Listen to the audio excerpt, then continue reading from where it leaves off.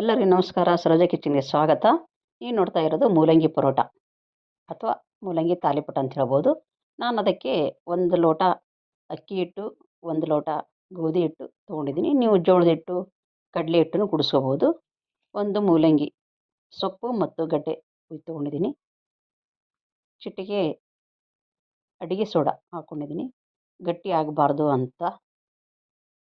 ಅದಕ್ಕೆ ತಕ್ಕಷ್ಟು ಈರುಳ್ಳಿ, ಒಂದು 4 ಈರುಳ್ಳಿ, ಕೊತ್ತಂಬರಿ ಸೊಪ್ಪು, ಹಸಿಮೆಣಸಿನಕಾಯಿ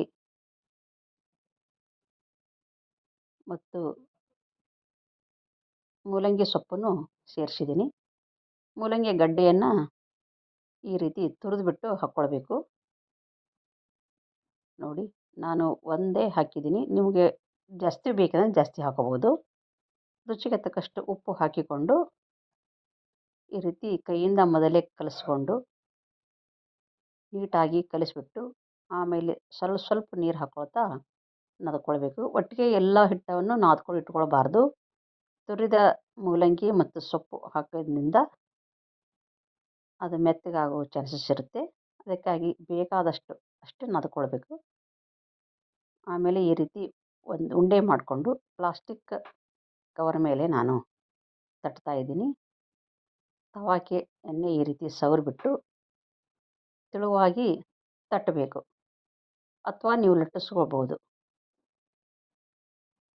ತವಾದ ಮೇಲೆ ಹಾಕಿ ಎರಡೂ ಸೈಡು ಎಣ್ಣೆ ಅಥವಾ ತುಪ್ಪ ಹಾಕಿ ಬೇಯಿಸಿದರೆ ಆರೋಗ್ಯಕರವಾದ ರುಚಿಯಾದ ಮೂಲಂಗಿ ಪರೋಟ ರೆಡಿ ಆಯಿತು. ಮೂಲಂಗಿಯನ್ನು ತಿನ್ನದೇ ಇದ್ದವರು ಈ ರೀತಿ ಮಾಡ್ಕೊಂಡು ತಿನ್ನಿ. ಅಥವಾ ಮಕ್ಕಳು ಮೂಲಂಗಿಯನ್ನು ಇಷ್ಟಪಡೋದಿಲ್ಲ, ಅವ್ರಿಗೆ ಈ ರೀತಿ ಮಾಡಿಕೊಟ್ರೆ ಗೊತ್ತಾಗೋದಿಲ್ಲ, ಸುಮ್ಮನೆ ತಿಂತಾರೆ. ಆರೋಗ್ಯಕ್ಕೆ ಒಳ್ಳೆಯದಿರೋದ್ರಿಂದ ನೀವು ಟ್ರೈ ಮಾಡಿ. ಇದರ ಜೊತೆಗೆ ನಾನು